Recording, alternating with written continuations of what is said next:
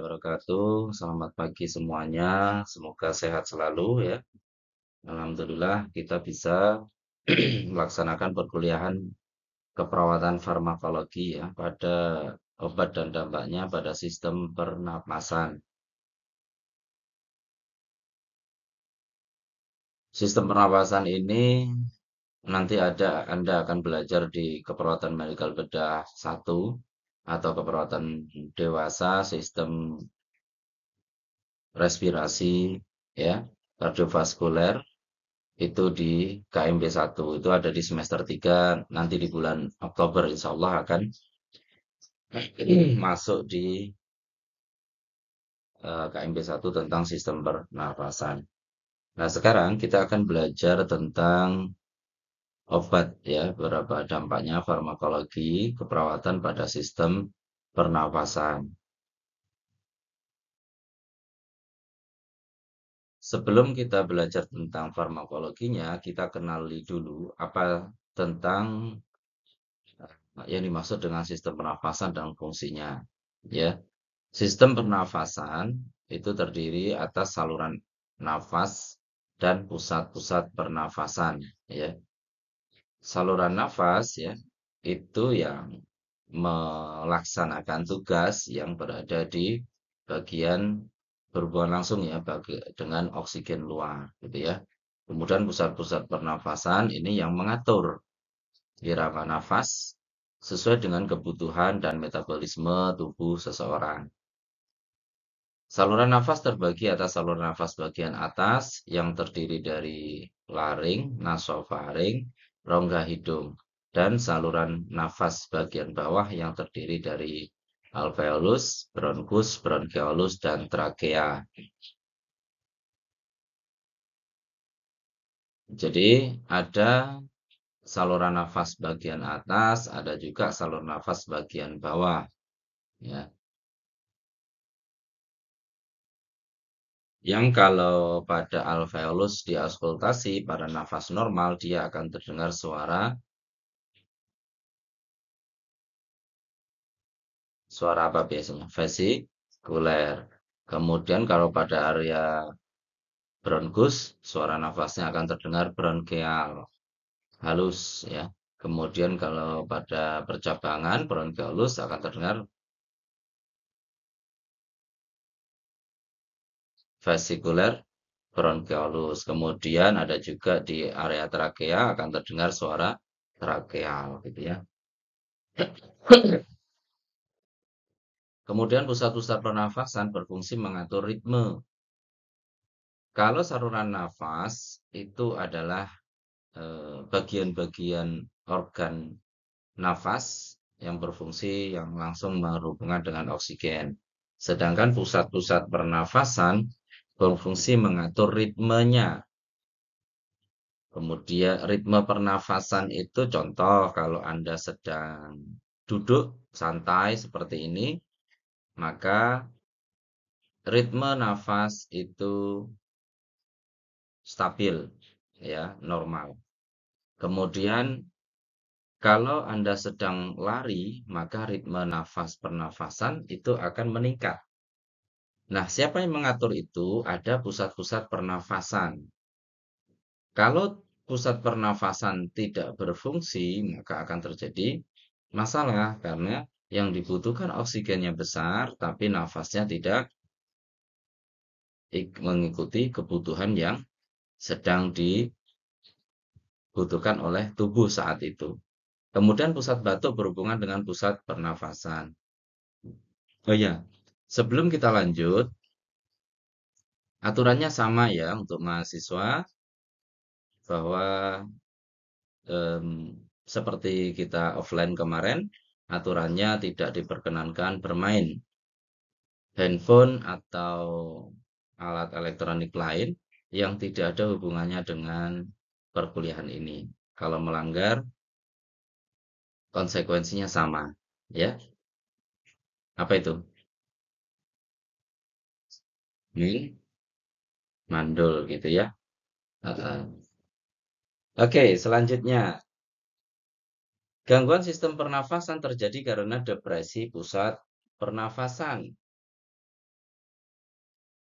ada depresi pada pusat pernafasan, sehingga antara kebutuhan dan ritme nafasnya tidak sesuai, sehingga akan terjadi depresi. Kemudian hambatan pada saluran nafas. Hambatan berarti ada yang menyumbat, ada yang menutup pada saluran nafas. Kemudian radang saluran nafas. Itu bisa terjadi karena ada infeksi, kemudian ada emfisema, pleuritis, asma, dan tumor, gitu ya. Itu beberapa gangguan pada sistem pernafasan. Kemudian stimulan pusat pernafasan, ya. Apabila pusat pernafasan mengalami depresi karena keracunan obat, ya, depresan seperti morfin, ya, barbiturat, anestesi atau bahan industri umumnya diberi pernafasan buatan, ya. Apabila pusat pernafasan itu mengalami depresi karena keracunan tertentu seperti morfin, ya, kebanyakan pada orang-orang pengguna narkotika itu akan mengalami depresi pada pusat pernafasannya, sehingga kadang ada yang sampai meninggal. Kemudian ada barbiturat, kelompok obat yang digunakan dalam pengobatan kejang. Itu juga bisa mengganggu pernafasan. Kemudian anestesi. Anestesi yang tidak tepat itu juga akan mengganggu pernafasan pasien. Kemudian ada bahan-bahan industri, ya, bahan-bahan kimia yang sering dihirup di pabrik-pabrik itu juga akan mengganggu sistem pernafasan. Kemudian penderita gangguan sistem pernafasan, ya, pada umumnya mengalami kesulitan mengeluarkan dahak.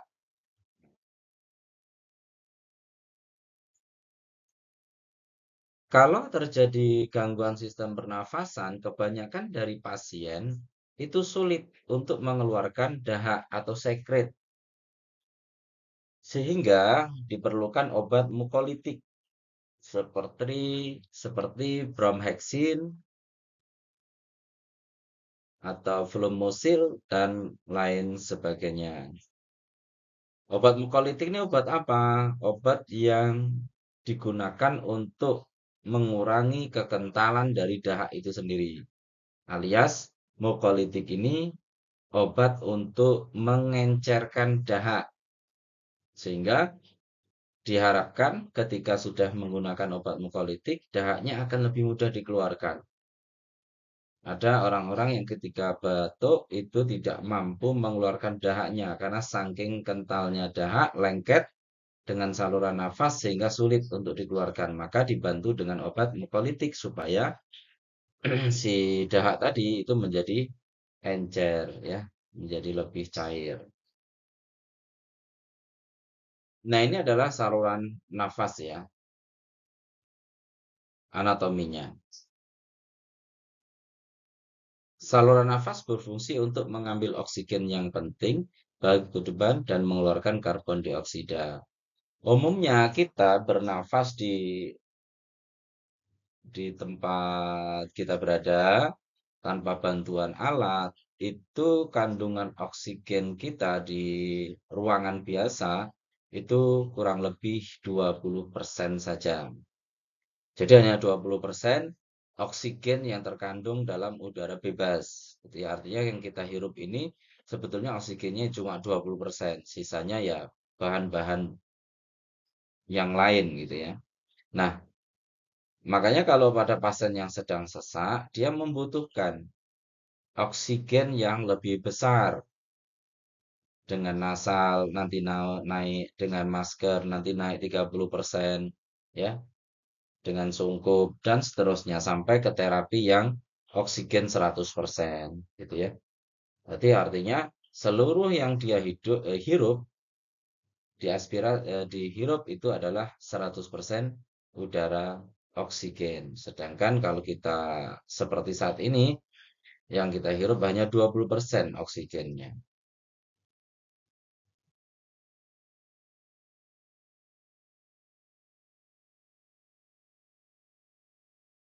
Berikutnya adalah jenis obat batuk.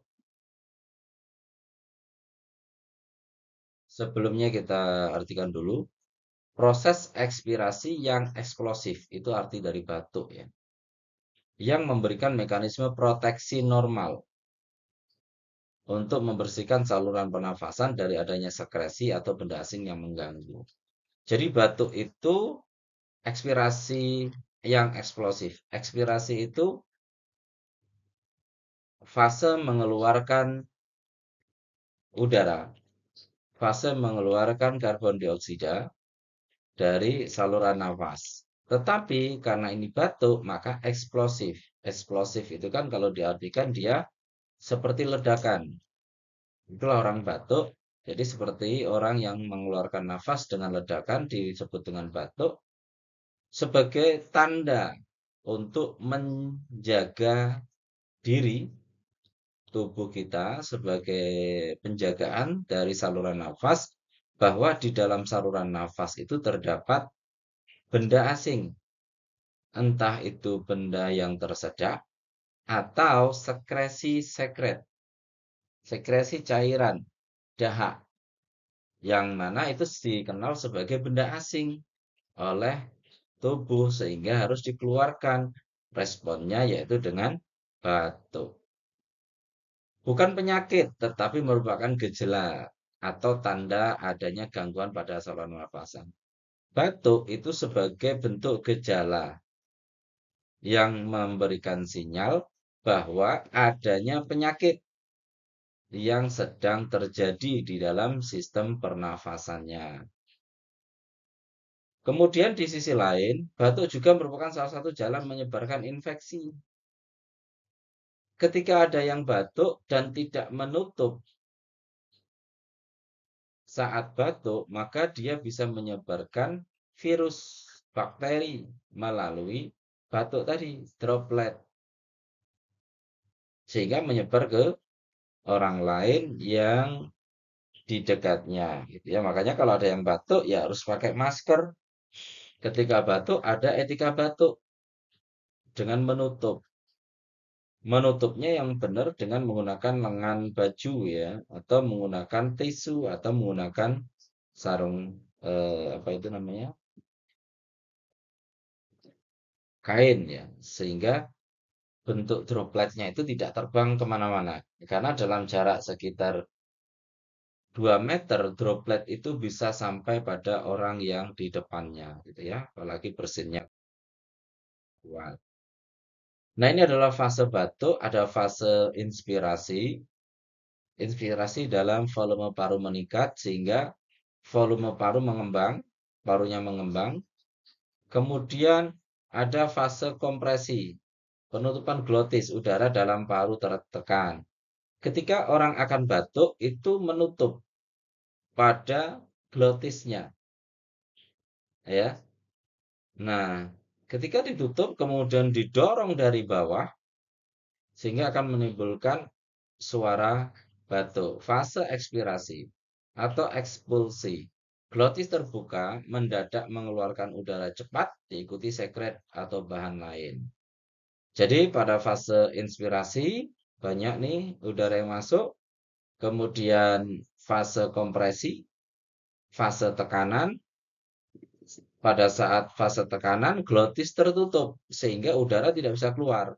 Begitu glotis dibuka, maka akan muncul fase ekspirasi dengan eksplosif, meledak, sehingga terdengarlah suara batuk yang berusaha untuk mengeluarkan benda asing tadi. Apa penyebab batuk? Iritan yang terhirup, contoh asap, asap rokok, debu, dan lain-lain. Gitu ya. Ada yang tidak mampu menahan adanya asap, tidak mampu dengan asap rokok, debu, dia akan batuk. Atau teraspirasi. Teraspirasi postnasal drip, benda asing, isi lambung. Teraspirasi. Aspirasi itu artinya ada benda asing yang masuk ke dalam saluran nafas bagian bawah. Ya, masuk ke dalam saluran nafas bagian bawah. Atau bahasa lainnya tersedak. Sehingga respon tubuh untuk membatukkan responsi saluran nafas itu spontan akan langsung batuk.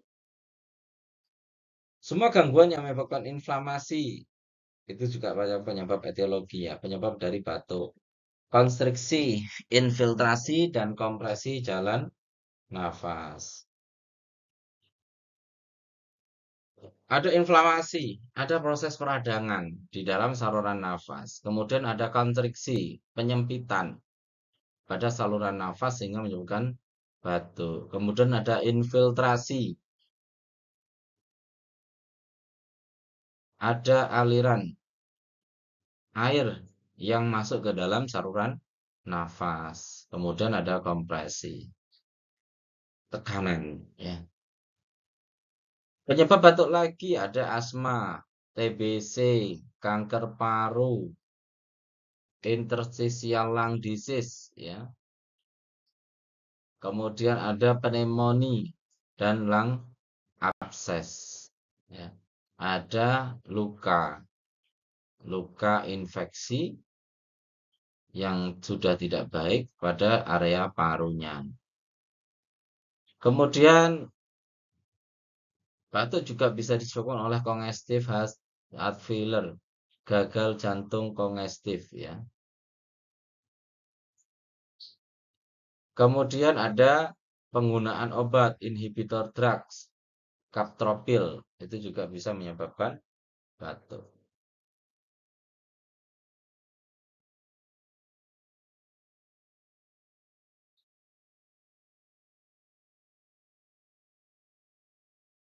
Klasifikasi berdasarkan durasi batuk ya.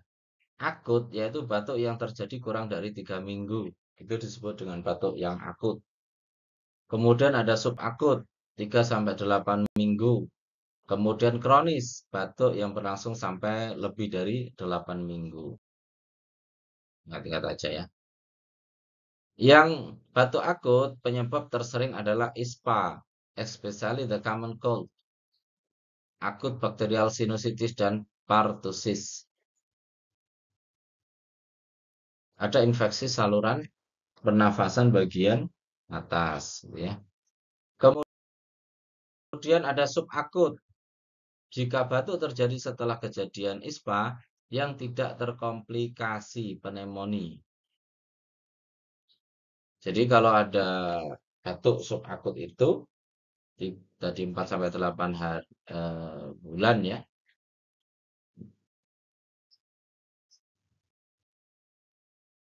Sorry.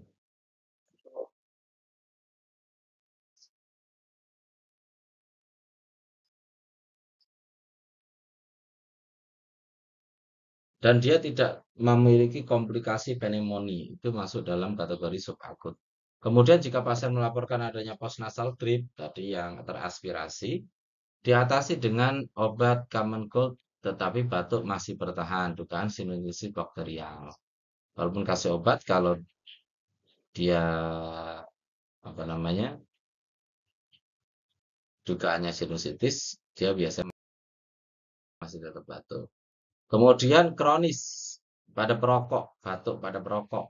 Mungkin disebabkan oleh COPD atau bronchogenic carcinoma, ada kanker pada daerah bronkus.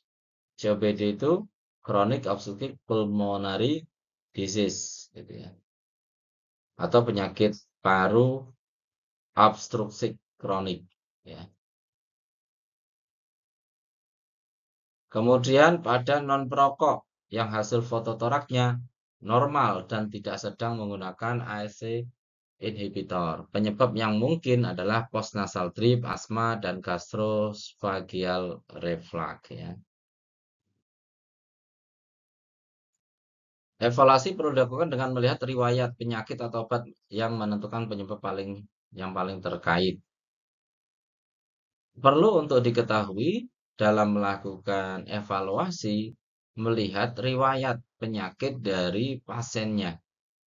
Apa sih riwayat penyakit pasiennya ini? Apakah ada berhubungan dengan penyakitnya itu sendiri atau dengan obat yang dikonsumsi oleh pasien. Selain itu, secara empirik dapat dilakukan hindari racun paru-paru. Apa saja racun bagi paru? Ada smoking. Smoking ini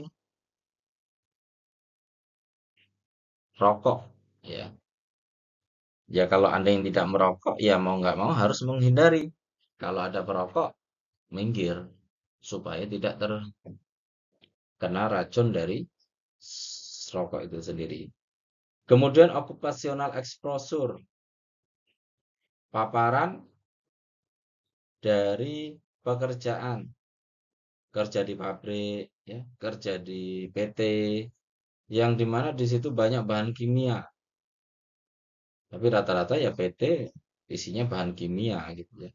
Jadi karena sering exposure terpapar pada di tempat kerja. Hentikan obat-obat yang mungkin menyebabkan batuk, ACE inhibitor dan beta blocker. Identifikasi adanya bronkitis kronis dengan menggunakan foto ronsen dada, torak, kemudian tes fungsi paru, kemudian apakah pasien juga memiliki TBC, karena TBC ini terkenal dengan batuk yang dalam jangka waktu yang lama. Kemudian identifikasi, apa tadi?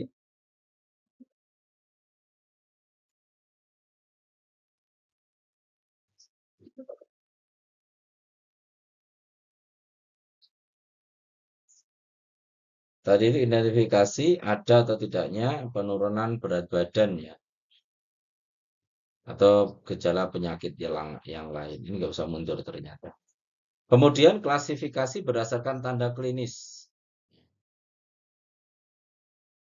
Klasifikasi berdasarkan tanda klinis itu ada batuk kering. Karena obatnya akan berbeda antara batuk kering dengan batuk basah. Kemudian ada batuk berdahak, banyak sekretnya, susah dikeluarkan. Terapinya, bentuknya tujuan terapi dari batuk itu adalah menghilangkan gejala batuknya. Kemudian menghilangkan penyakit kondisi penyebab batuk. Penyebab batuknya apa? TBC kah? Atau yang lain. Kemudian strategi terapi menggunakan obat-obat antitusif atau ekspektoran.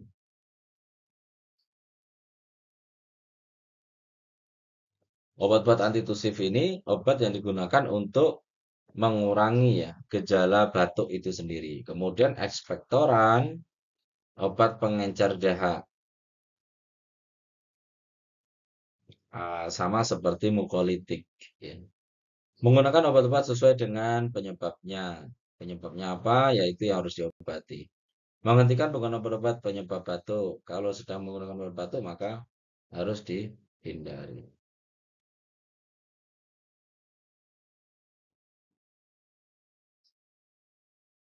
Kemudian ada antitusif untuk menekan batuk kering. Ya. Kurang memberi manfaat klinis kecuali untuk batuk yang sangat mengganggu. Mekanisme kerjanya apa? Aksi sentral pada pusat batuk di medula dan dapat menyebabkan retensi sputum bahaya pada bronkitis kronis dan bronkiektasis. Itu efek sampingnya penggunaan antitusif. Contoh obat yang digunakan pada terapi antitusif itu ada kodein, noscapin, dextromethorphan, DMP. Efek sampingnya pusing, gangguan saluran cerna. Kemudian ada obat ekspektoran. Apa itu ekspektoran? Yaitu untuk memudahkan ekspektorasi, memudahkan batuk, memudahkan mengeluarkan dahak. Kemudian digunakan sebagai ekspektoran pada batuk berdahak supaya dahaknya bisa dikeluarkan melalui batuk pasiennya. Mekanisme kerjanya dengan cara meningkatkan volume. Benar.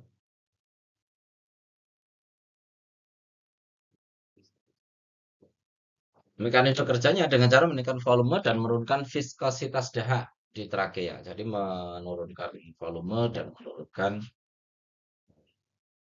kekentalan ya dari dahak itu sendiri. Kemudian merangsang pengeluaran dahak menuju faring. Efek samping dari obat ekspektoran itu bisa mual, muntah, dan batu ginjal. Contoh obat yang digunakan ada gliseril goikolat atau GG untuk batuk berdahak. Succus liquidity. Kemudian ada amonium klorid. Selanjutnya ada obat mukolitik. Mempercepat ekspektorasi dan mengurangi viskositas sputum. Jadi orang yang menggunakan obat mukolitik ini akan lebih cepat untuk batuk, dapat mengeluarkan dahak. Gitu.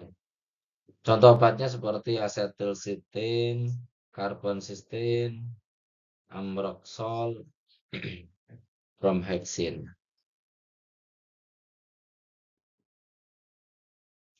Mukolitik dalam bentuk obat ambroxol digunakan sebagai mukolitik pada batuk berdahak. Merupakan metabolik dari bromhexin. Ya. Metabolit ini hasil dari metabolisme. Efek sampingnya adalah ringan pada saluran pencernaan. Dan juga bisa ada reaksi alergi. Selain untuk obat batuk, ambroxol juga memiliki sifat pereda nyeri pada sakit tenggorokan, faringitis, sehingga dikembangkan menjadi tablet hisap ambroxol.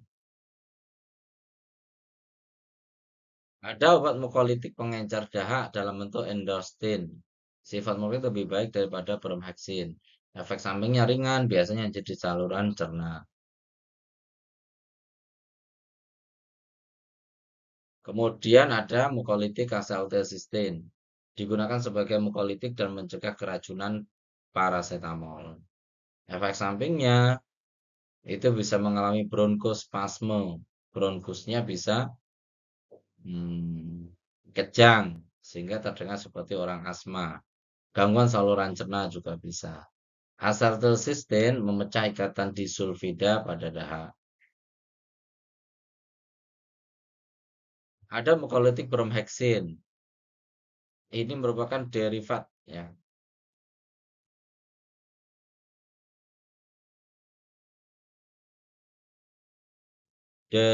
Apa namanya? Derivat sikloheksil yang berkhasiat mukolitik pada dosis yang cukup tinggi. Obat ini digunakan di bronkus secara lokal untuk mempermudah pengeluaran dahak dengan mengurangi viskositas dengan jalan depolimerisasi serat mukopolisargadi. Bila digunakan inhalasi efeknya setelah 20 menit obat bromhexin ini. Sedangkan oral efeknya setelah beberapa hari dengan berkurangnya rangsangan batuk karena dia sudah mengencerkan dahak sehingga rangsangan batuknya mulai menurun. Efek sampingnya gangguan saluran cerna, pusing, berkeringat pada inhalasi dapat terjadi bronkokonstriksi. Oke, ternyata sudah selesai kita belajar tentang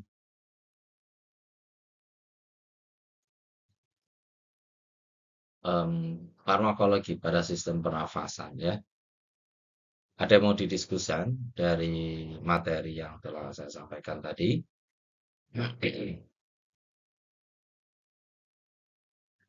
Saya persilakan kalau ada yang mau didiskusikan.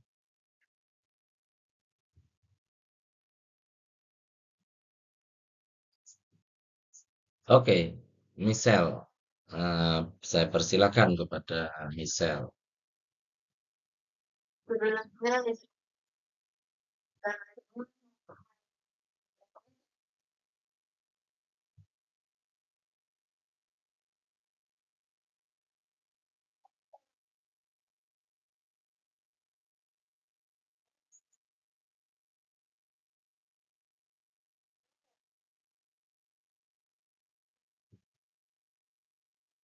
Ya, baik, terima kasih.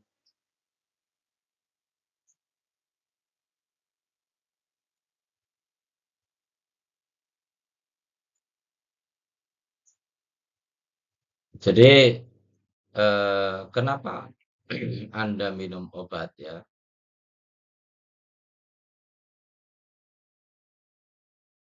Ketika minum obat batuk, justru akan mengalami pilek, gitu ya. Setelah minum obat, Anda mengalami pilek, sekretnya meningkat, yang keluar melalui hidung, gitu ya. Itu yang pertama bisa jadi sorry sorry. Nah, ketahuan, keklik tadi.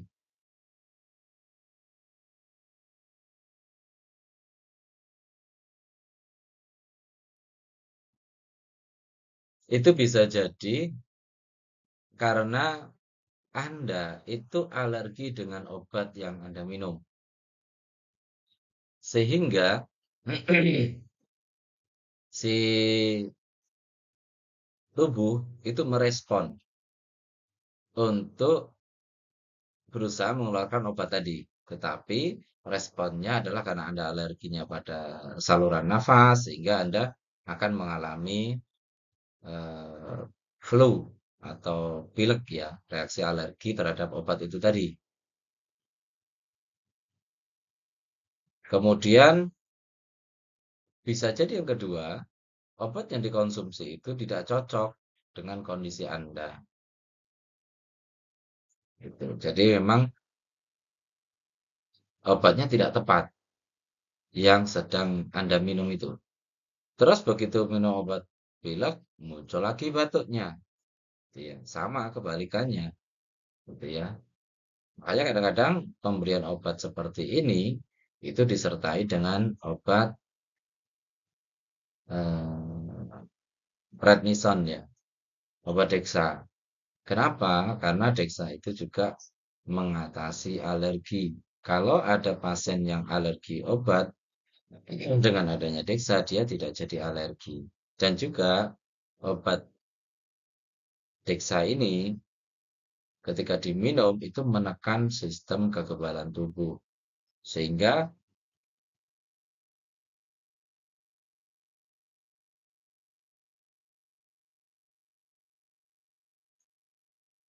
apa namanya? Karena dia menekan sistem kekebalan tubuh sehingga reaksi alergi dari hidung tadi itu tidak mengeluarkan sekret gitu ya. Karena memang dia menekan. Ada juga obat memang yang disertai dengan Dexa tadi. Tapi kalau tidak disertai, ya karena Anda mengalami alergi dengan obat tersebut sehingga responnya itu mengeluarkan sekret di hidung. Begitu ya, misal. Ada lagi?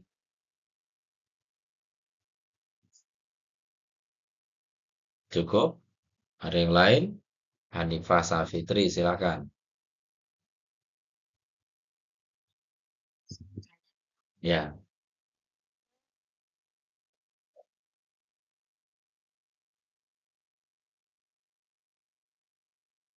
ya. Kalau dikatakan mana yang lebih batuk, lebih bagus ya antara obat cair dan obat tablet gitu ya.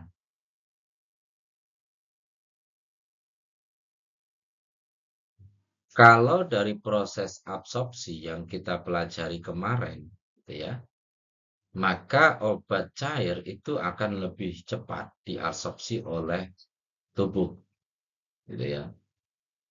Makanya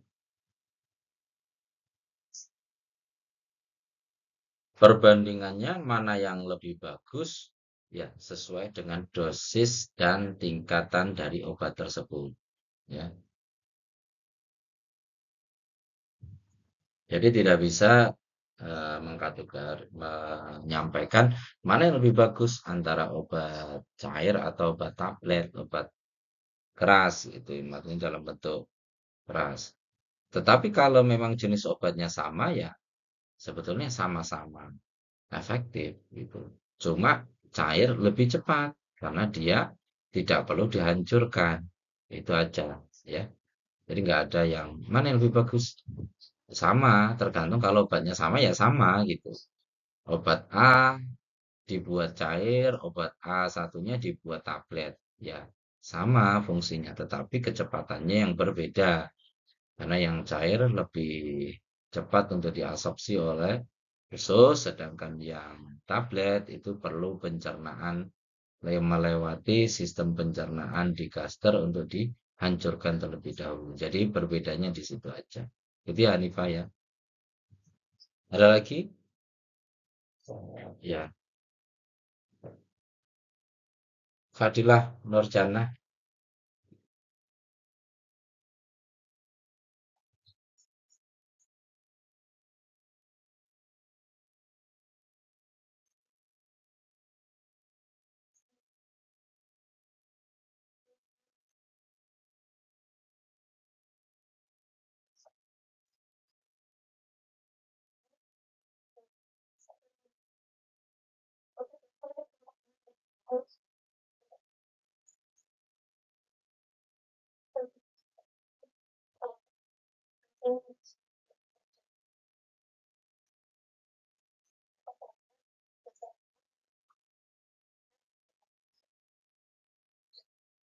Oke, baik.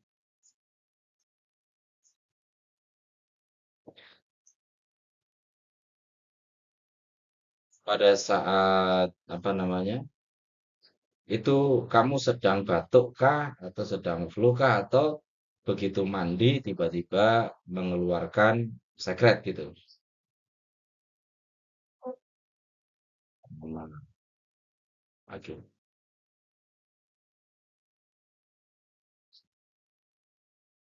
Hmm. Mandi air hangat atau air biasa? Oke, baik. Nah, kenapa pada pada Anda atau mungkin orang lain ya saya nggak tahu. Jadi, kenapa ketika mandi itu bisa mengeluarkan sekret ya melalui hidung gitu ya. Kembali lagi kepada sistem pertahanan tubuh kita ya. Sistem pertahanan tubuh kita kalau ada sesuatu yang masuk ke dalam tubuh, maka tubuh merespon untuk mengeluarkannya. Jika yang masuk tersebut tidak diterima oleh tubuh.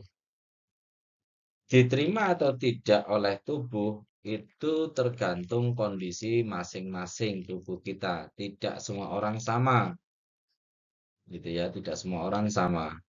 Ketika Anda mandi, ada bagian cairan atau sejenisnya atau bakteri yang ada dalam cairan tersebut masuk ke dalam saluran nafas, terhirup sehingga tubuh tubuh Anda ini tidak menerima adanya benda asing sekecil apapun masuk ke dalam saluran nafas. Sehingga responnya adalah berusaha mengeluarkan benda asing tersebut dengan mengeluarkan sekret, dengan mengeluarkan cairan supaya dengan cairan tersebut si benda asing tadi keluar. Itu tidak semua orang terjadi, tapi karena apa? Karena tubuh seseorang, setiap orang itu berbeda-beda. Ya, jadi seperti itu. Ada yang terkena asap rokok, rokok aktif, enggak pilek-pilek, santai aja. Ada yang cuma terhirup dari jauh, dia sudah pilek. Karena memang respon tubuhnya berbeda. Gitu. Itu suatu pertahanan tubuh yang bagus, karena dia side positifnya, ya, efek positifnya adalah dia melindungi tubuh dari benda asing yang membahayakan. Cuma sisi kurang baiknya terlalu responsif dengan benda asing, walaupun tidak sejahat mungkin ya virus flu gitu ya. Jadi seperti itu ya. Nurjannah bahwa tubuh merespon adanya benda asing yang masuk terhirup. Karena pada saat mandi, Pak, tapi kan pada saat mandi airnya nggak saya hirup, Pak. Iya, sama saja kan uap dari air itu juga lama-lama terhirup oleh tubuh, oleh hidung ya, gitu ya. Begitu, Nur Jannah. Ada lagi sebelum kita lanjut di materi selanjutnya ya.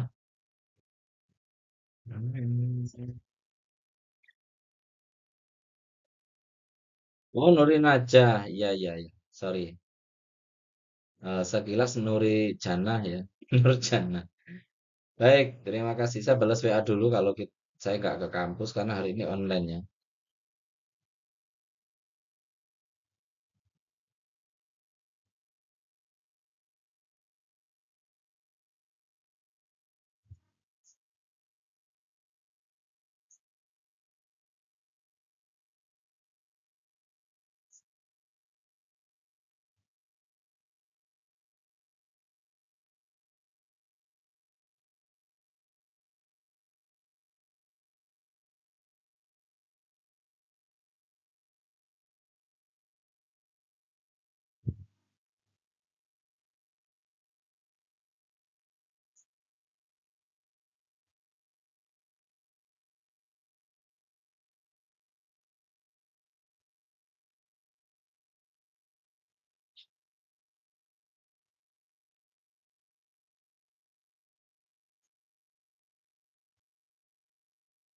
Baik, kita akan belajar tentang jenis obat pada asma ya.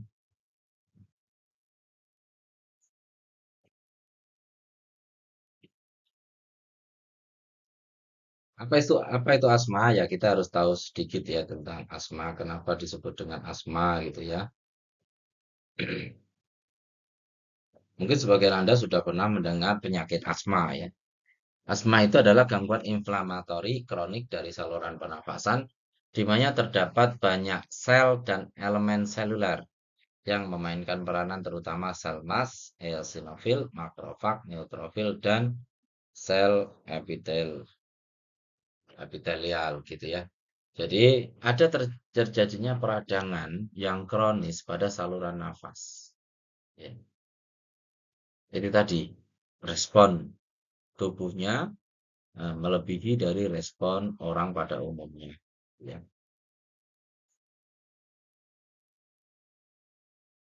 itu menurut Nasional Asma tadi ya. Nasional Asma Education. Karakteristik asma, peningkatan respon saluran pernafasan terhadap berbagai stimulus.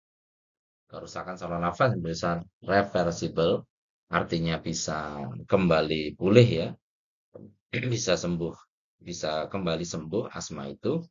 Kemudian inflamasi saluran pernafasan. Jadi memang asma itu karena peningkatan respon pada saluran pernafasan dengan berbagai macam stimulus. Ada benda asing yang dihirup, walaupun itu halus, kalau dia meresponnya berlebihan, maka orang itu akan mengalami sesak. Ya, penyakit ini dapat diturunkan erat kaitannya dengan interaksi gen lingkungan. Ini karakteristik asma pada otot bronkus, pada paru, saluran nafas normalnya yang longgar. Tapi begitu ada benda asing yang dianggap dicurigai oleh sistem kekebalan tubuh, maka tubuh akan menyempit supaya si benda asing itu tidak terlalu jauh masuk. Tapi akibatnya apa? Ya sesak gitu. Akibatnya apa? Sesak orang tersebut gitu. Setelah dia memperkecil si saluran pernafasan tadi, selanjutnya adalah dia akan mengeluarkan sekret. Untuk apa? Untuk mengeluarkan benda asing yang masuk tadi. Mau nggak mau seperti itu. Ya,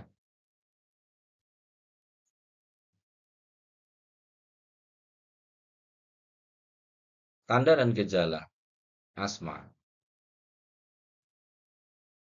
Ada episode dyspnea, kesulitan bernafas, sesak.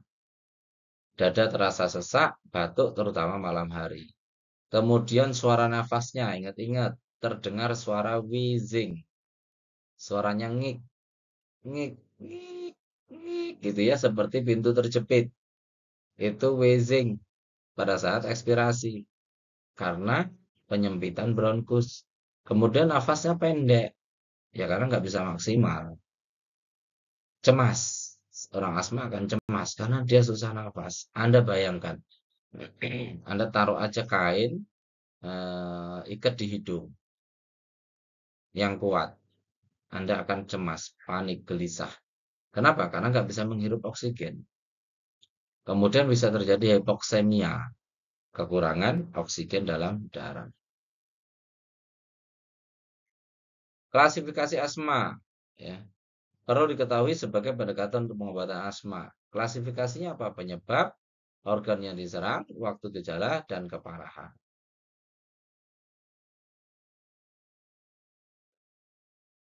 Etiologi masih belum jelas penyebabnya, kenapa orang bisa menjadi asma, gitu ya.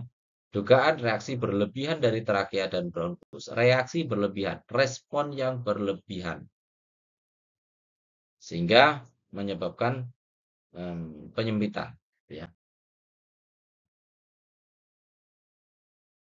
Stimulus asma bisa infeksi respiratori, virus syncytial respiratory, ada rhinovirus, influenza, parainfluenza, dan mycoplasma pneumonia.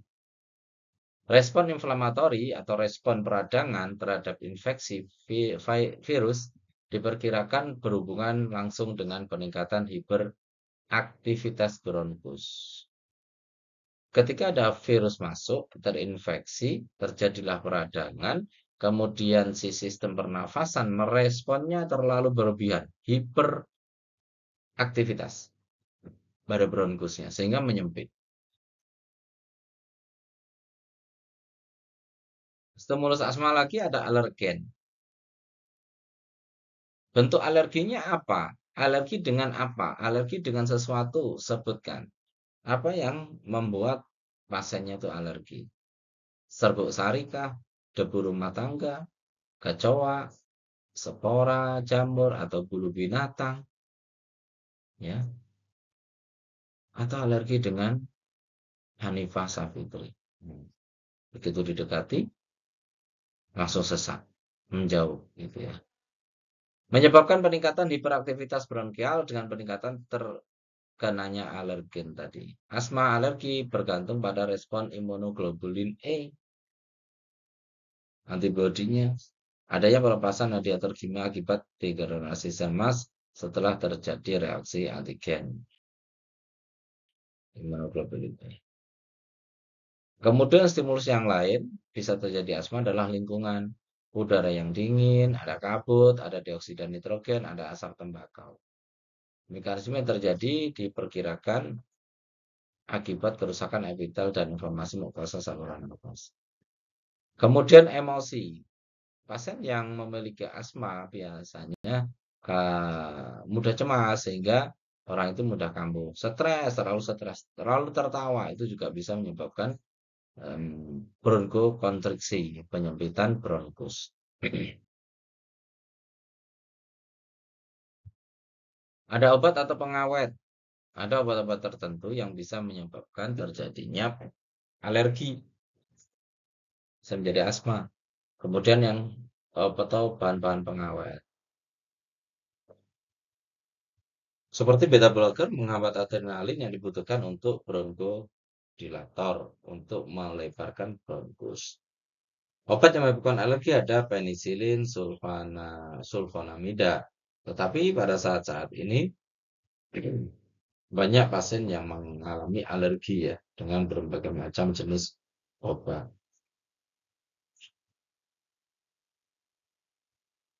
Pengawet mengandung sulfit dapat menghambat jalur siklooksigenasi.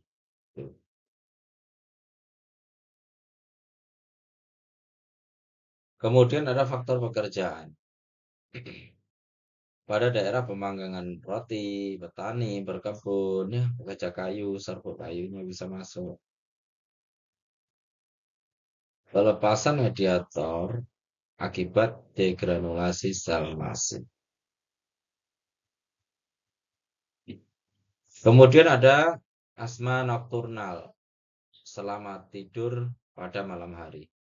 Kegagalan fungsi paru yang signifikan antara waktu tidur dan bangun. Ini sering kambuh pada saat pasiennya sedang tidur.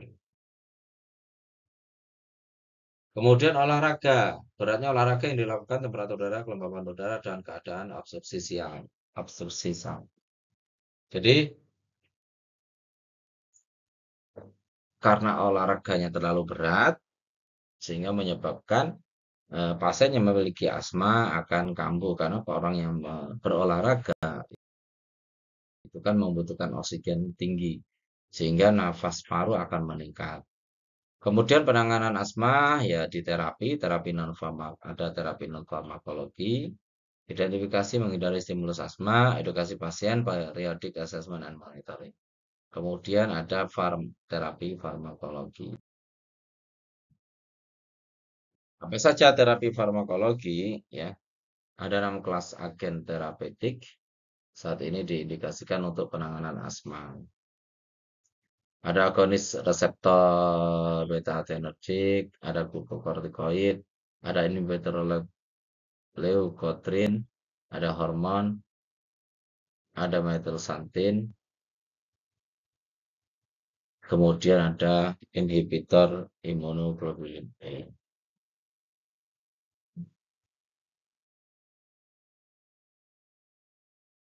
Nah, ini agonis beta adrenergic.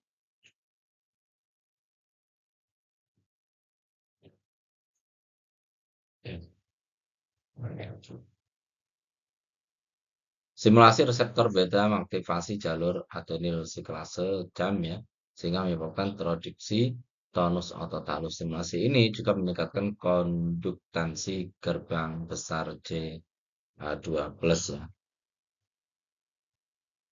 Yang sensitif dengan kalium pada otot polos saluran pernafasan mengarah pada hiperpolarisasi membran dan relaksasi. Indikasinya pada asma akut parah, profilaksis asma, mengurangi gejala. Kemudian efek sampingnya bisa tremor, takikardi, palpitasi, sakit kepala, dan gugup. Penggunaan oral agonis B-receptor tidak memperoleh penerimaan yang luas, terbatas. Yang adrenergik terdapat 2 kondisi penggunaan oralnya. Terapi oral singkat pada anak kurang dari 5 tahun yang tak dapat menggunakan inhaler, namun memiliki sesekali nafas berbunyi dengan infeksi virus pada bagian atas saluran pernapasan. Obat ini bisa digunakan pada anak-anak kurang dari 5 tahun ya, yang tidak bisa menggunakan inhaler semprotan. Pasien dengan asma parah yang lebih berat. Untuk penanganan asma, agonis selektif reseptor B2 ya, kerja cepat dan kerja lambat. Kemudian ada agonis kerja cepat untuk mengurangi gejala simptomatik asma. Ada obat albuterol, kemudian ada terfutadin.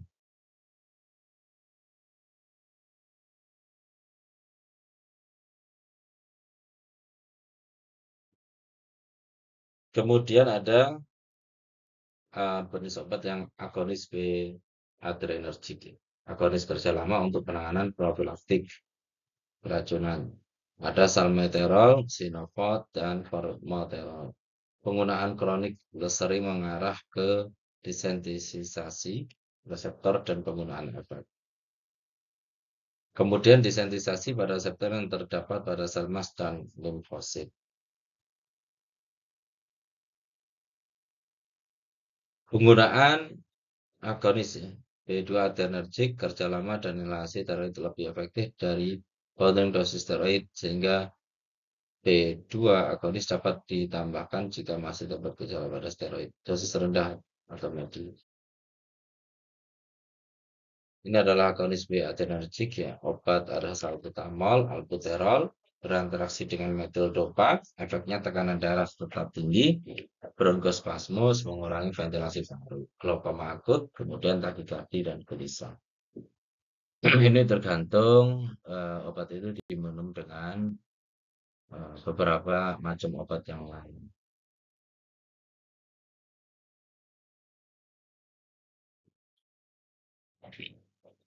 Glukokortikoid adalah menginhibisi respon inflamasi secara menyeluruh. Indikasinya terjadi inflamasi, efek sampingnya penurunan sistem imun, kemudian inhalasi kortikoid, obat langsung menarget pada tempat inflamasi yang relevan, memperbaiki indeks terapeutik, obat dan secara berarti mengurangi efek samping. Obat ini digunakan untuk terapi profilaktik asma. Bentuknya yaitu dexamethasone, dipropionat, triamcinolone, acetonide, dan budesonide. Ada glukokortikoid sistemik, yaitu digunakan pada asma akut yang lebih berat dan asma kronik yang parah. Terapi selama periode singkat 5-10 hari menyebabkan toksisitas yang berhubungan dengan dosis relatif kecil. Obat ini juga bisa menyebabkan keracunan ya. Ini adalah golongan obatnya yang berhubungan interaksi dengan obat lain.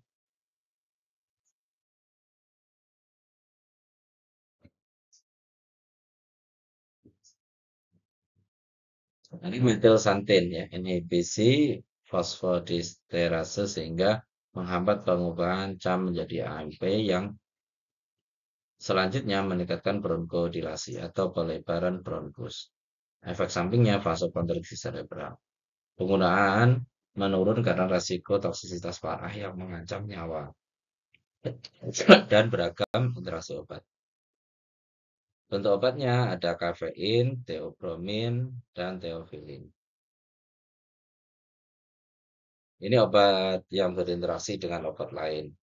Obat teofilin dengan asiklovir, simetidin, kontrasepsi oral, efeknya akan metabolisme teofilin terhambat sehingga kadarnya meningkat.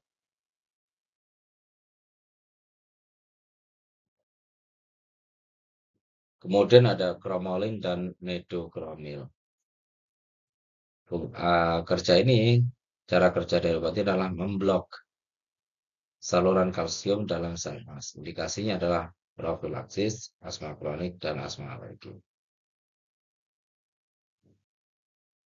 Efek sampingnya bisa terjadi iritasi dari penggunaan obat tersebut, batuk, mual. Hanya efektif pada inhalasi, yaitu dengan spray. Tidak lebih dari atau kurang efektif banding teofilin atau antagonis leukotriene pada asma persisten. Saya izin untuk ambil minum dulu ya, sebentar. Kemudian ada juga leukotriene reseptor antagonis dan inhibitor sintesis leukotriene. Ini adalah antagonis reseptor yang berpengaruh terhadap bronkokonstriksi, inhibisi pembentukan leukotriene. Indikasinya pengobatan jangka panjang, simptomatik, asma ringan hingga sedang. Efek sampingnya dari obat ini adalah efek pada hati dan kulit, infeksi, dan efek gastrointestinal pada sistem pencernaan. Bentuk obatnya ada Zafirlukaz, ada Montelukaz, kemudian Xyloton. Jarang saya dengar obat-obat jenis seperti ini. Kemudian ada antibodi monoklonal anti-immunoglobulin E. Cara kerjanya adalah mekanisme kerja ya, mengikat immunoglobulin E pada faktor ini apa ini? Sehingga tak dapat berikatan dengan reseptor immunoglobulin E pada samas dan basofil sehingga mencegah reaksi alergi. Indikasinya untuk dewasa dan remaja lebih dari 12 tahun dengan alergi dan asma persisten sedang hingga ke asma parah. Efek sampingnya bisa anafilaktik, keracunan obat. Efektif dalam mengurangi ketergantungan pada kortikosteroid dan mengurangi frekuensi asam yang lebih berat. Diberikan secara subkutan, jenis obatnya namanya omalizumab ya, melalui subkutan. Kemudian ada obat antikolinergik.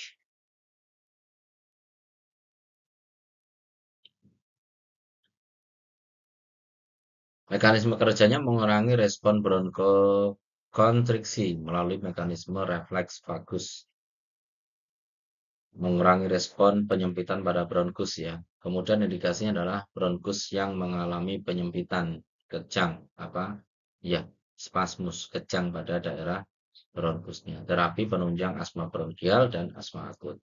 Efek samping bisa terjadi takikardi, peningkatan nadi, agitasi, ini apa namanya gerakan yang tidak bisa dikontrol, retensi urin, tidak bisa buang air kecil. Nama obatnya ada atropin sulfat, ada ipratorium bromida. Kemudian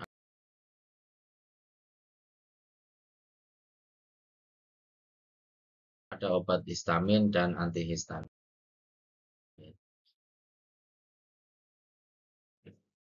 Yang pertama ada autacoid ya. Ini substansi kimia selain transmitter yang secara normal ada di dalam tubuh dan punya peran atau fungsi fisiologik penting baik dalam keadaan normal pada saat sehat maupun pada saat sakit. Ini tidak patologis. Kemudian histamin. Histamin dan serotonin, amin biologik yang terdapat dalam histamin biologi yang terdapat dalam berbagai macam jaringan yang penting dalam fungsi fisiologi histamin. Efek histamin, itu histamin ya, amin itu. Efek histamin timbul melalui aktivasi reseptor histaminergik. Ada H1, H2, dan H3.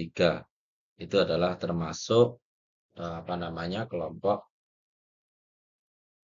dari bentuk protein, ya, kelompok protein. Kemudian reseptor H1 itu sel otot polos, endotel, dan otak. Reseptor H2 mukosa lambung. Kemudian reseptor H3 itu presinaptik di otak, plexus menintericus, dan saraf lain.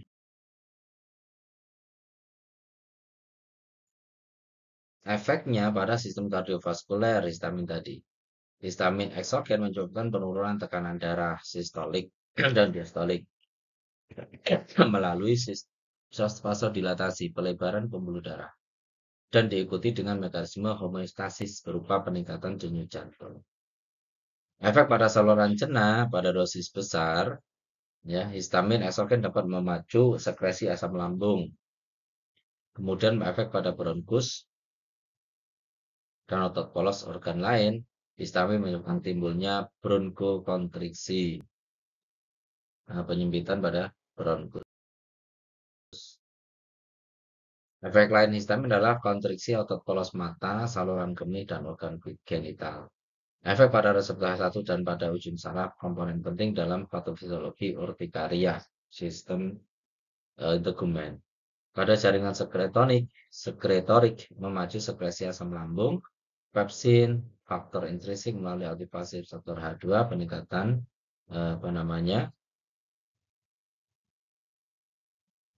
CAMP ya dalam sel miokard yang ini akan meningkatkan kadar kalsium intrasel. Kemudian ada obat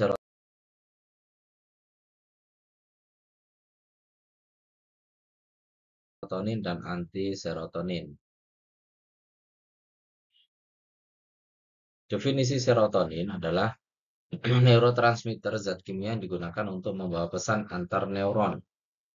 Serotonin itu adalah neurotransmitter yang menghubungkan antar sel saraf. Meskipun hanya sekitar 1% dari serotonin tubuh berada di otak, kemudian serotonin memiliki efek mendalam pada fungsi otak. 99% sisanya membantu membawa pesan di tempat lain di tubuh, seperti sumsum tulang belakang dan otot. Pada manusia, serotonin disintesis dari triptofan dalam makanan yang mula-mula mengalami hidroksilasi menjadi 5-hidroksitriptofan. Kemudian mengalami dikarbolisasi menjadi 5-hidroksitriptamin. Dalam keadaan normal hanya 2% triptofan yang dibuat menjadi serotonin. Serotonin terdapat dalam sel-sel enterokromafin, saluran pada saluran pencernaan, pada trombosit, ya, pada darah trombosit, sebagai neurotransmitter, sebagai penghubung di susunan saraf pusat.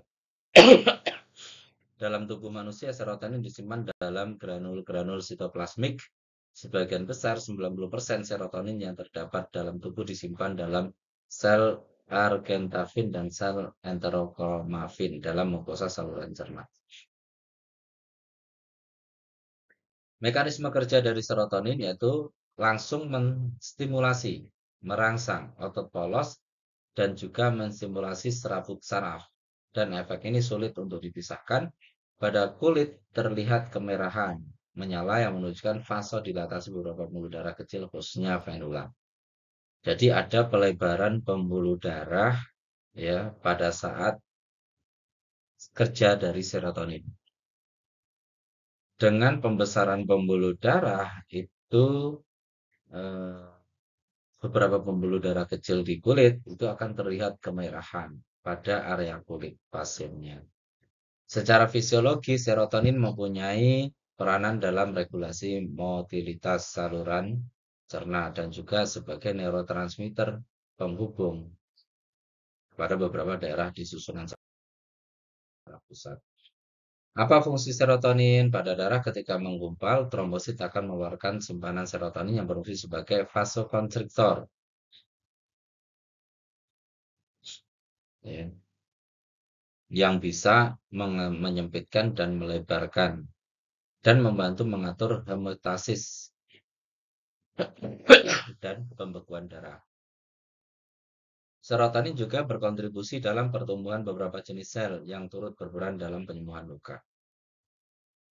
Pada tekanan darah, serotonin berfungsi sebagai efek dari fasik, dimulai dengan penurunan tekanan darah, terutama karena stimulasi aferen ventrikular.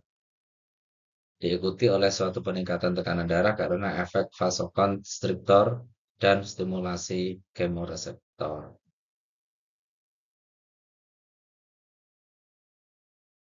Kemudian, efek pada pembuluh darah menyebabkan vasokonstriksi, yaitu penyempitan pembuluh darah. Oleh karena itu, serotonin disebut juga sebagai vasotonin. Efek ini terutama terlihat jelas pada pembuluh darah ginjal, selaput otak, dan paru-paru. Itu akan mengalami penyempitan pada pembuluh darah. Pada sistem respirasi, serotonin menstimulasi langsung otot polos bronkus pada berbagai binatang dan pada penderita asma. Pada saraf, stimulasi ujung saraf sensoris menimbulkan rasa nyeri yang hebat.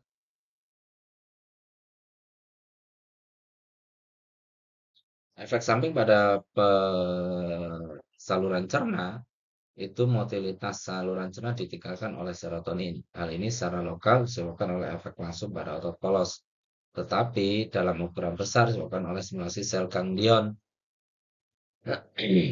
Yang mana sel ganglion ini sangat dibutuhkan untuk proses pencernaan di usus. Pada otot polos lain, menstimulasi otot polos uterus pada perempuan. Kemudian ada obat anti serotonin, obat yang dapat melawan efek serotonin sendiri. Karena tadi serotonin itu bisa hadir ya dalam tubuh secara alami, maka ada obat anti serotonin yang sedang kenapa? Karena serotonin ini banyak macam efek sehingga obat anti serotonin umumnya hanya dapat menghambat sebagian efek serotonin yang banyak tersebut. Jadi anti serotonin ini bekerja pada reseptor serotonin pada organ tertentu saja. Mekanisme kerja obat anti serotonin bekerja menghambat secara bersaing antagonis kompetitif dengan serotonin untuk menempati reseptor serotonin yang sama. Oleh karena efek serotonin banyak macamnya, terdapat bermacam-macam mekanisme kerja anti serotonin. Artinya, ya obat ini sebagai lawan dari serotonin tadi. Golongan obatnya ada golongan antihistamin, termasuk ciproheptadin yang jenis obatnya. Ada golongan alkaloid ergot, termasuk obatnya jenis adamintasegrit, asam lisergat, ya, dan seterusnya. Kemudian golongan senyawa indol ya, termasuk derivat Gramin, harmin, dan triptamin. Golongan penghambat adrenergik termasuk obatnya yaitu fenoxibenzamin dan lain. Baik, terima kasih lagi. Eh, Apabila ada pertanyaan, saya persilakan pada teman-teman semuanya.